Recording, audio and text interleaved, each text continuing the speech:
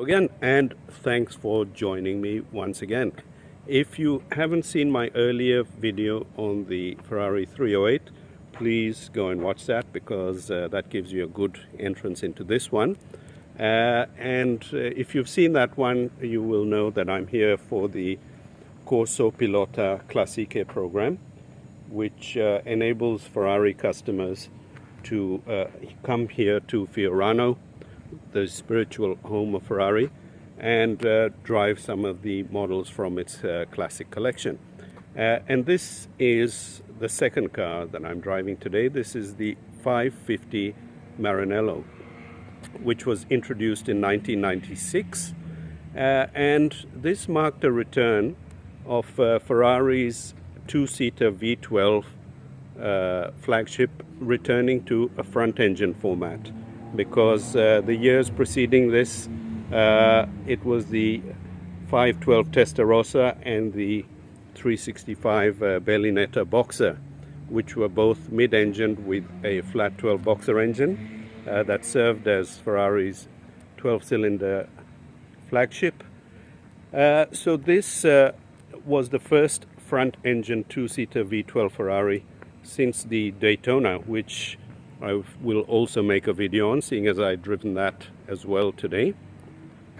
And although this particular car is a 2000 model, and the Daytona that I drove earlier was a 1969 model, so 31 years between these two cars, but in the way that they drive, actually, it feels like about 5 decades worth of progress, because they're totally different in character, and really the progress is evident. So this differs more from that than it does from, let's say, today's 812 Superfast, which is 24 years since this particular car arrived. But this is a 5.5 liter V12, puts out 485 horsepower. And it was a pretty fast car for its day. It was good for 300 plus, 0 to 100 I think in about 4.4 seconds. As with all Ferrari engines, it's a work of art. Doesn't have the red cam covers as some Ferrari engines do, but it's a work of art nonetheless. So there it is. It's sort of tucked quite far back. It's sort of most of the weight is, I guess, behind the axle line. So, but at the end of the day, this is still a front-engine GT car.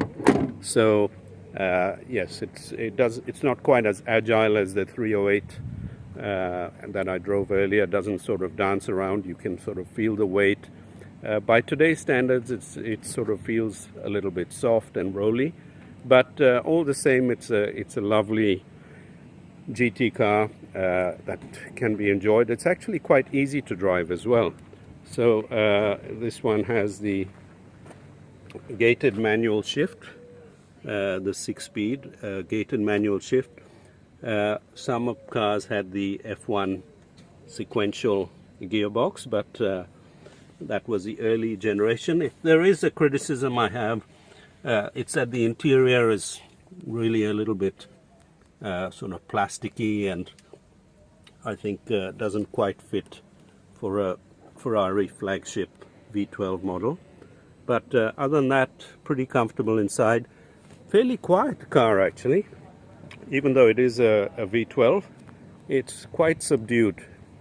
It doesn't sort of the Daytona is really noisy, and that sort of assaults all your senses. But this is a lovely GT car. Reasonably quick, maybe not by today's standards, but quick enough all the same. And this car actually had the traction control as well, so it was the early days of traction control, not all that progressive.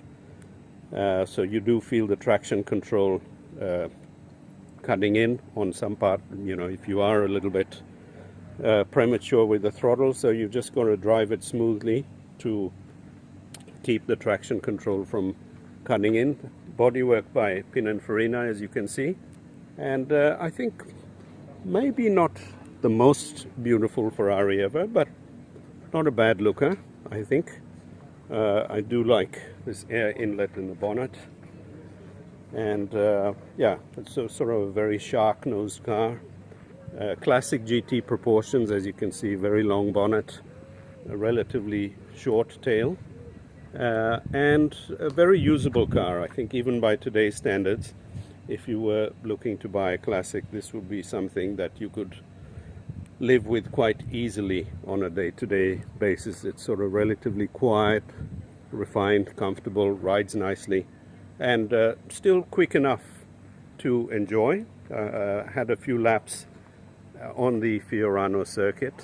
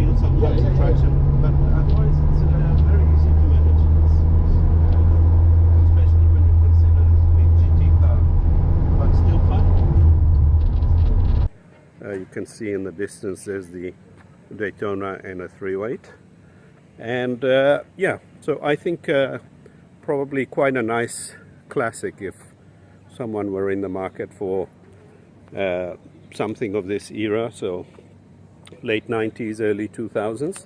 And this car was succeeded by the 575 Modificata, Modificata being Italian for modified, because that had a 5.7 liter V12 with a bit more power, and I think a few other tweaks as well.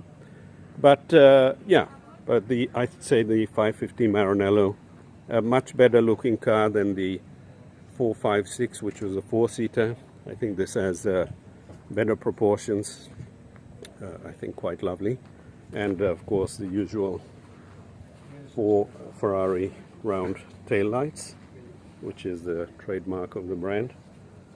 And yeah, so there you have it, the Ferrari 550 Maranello, a quite lovely Grand Tourer, a true Grand Tourer in the finest tradition.